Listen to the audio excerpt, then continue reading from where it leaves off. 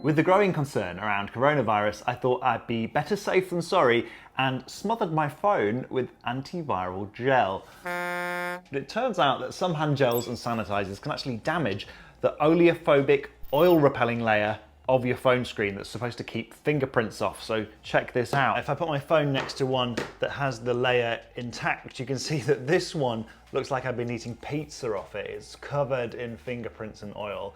This one does have some fingerprints on it still, but not nearly as many. And now if I wipe down this phone with a microfiber cloth, the fingerprints come off super easy.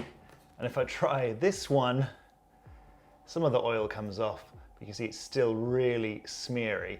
And as a final test, if I pop my fingerprints on there, you can see that this one is absolutely gross and this one not nearly as dirty. So how can you clean your phone without damaging it? Well, this week I met with microbiologist Dr. Lena Sirik, and she told me how. You don't actually need to use antibacterial or antiviral products on your phone. You can just use simple soap and water. Unplug your phone, turn it off and remove the case. Dampen a microfiber cloth with water and simple household soap. Gently rub the surfaces of the phone with the damp cloth. Take care not to get moisture in any of the openings because even water-resistant phones lose their protection over time.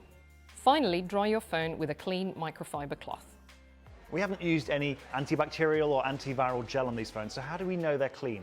Well, we can use these swabs and this device, which tell us the level of microbial activity on the phone in relative light units, or RLUs.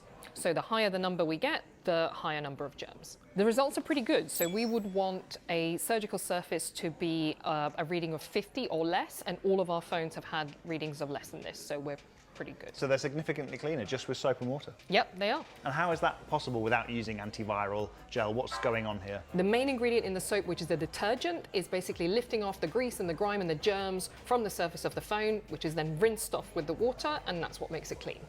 Now there are a few other ways you can clean your phone safely. This week Apple changed its guidance and said if you have an iPhone, you can safely wipe it with a 70% isopropyl alcohol wipe, the kind you can get from a computer shop or online if they haven't sold out. There are also devices that can sterilize your phone using ultraviolet UVC radiation. This one's called Phone Soap. It costs about £80, although there are cheaper ones available. And what you do is you pop your phone inside and let it cook for about 10 minutes. And the manufacturer says that shouldn't harm your device, but some phones or cases could be discolored over time. Finally, what can you do if, like me, you've stripped the oil-repelling coating off your phone screen? Well, there are some ways to fix it. First of all, you can get a screen replacement, although that's not going to be the cheapest option. Or you could stick on one of those glass screen protectors, which is a quick and easy way to fix the screen. Or you could try this. It's called Liquid Nano, and this wipe puts a silica dioxide coating over the display that the company says will restore the oleophobic properties for 12 months.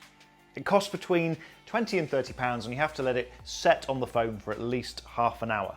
So I've tried it out on the phone I ruined and I have to say it seems to have done a pretty good job. So that's one solution to what could have been an expensive mistake. Just remember that if you do clean your phone, as soon as you touch it, you're putting germs back on it again, and the most important advice remains to wash your hands thoroughly and frequently.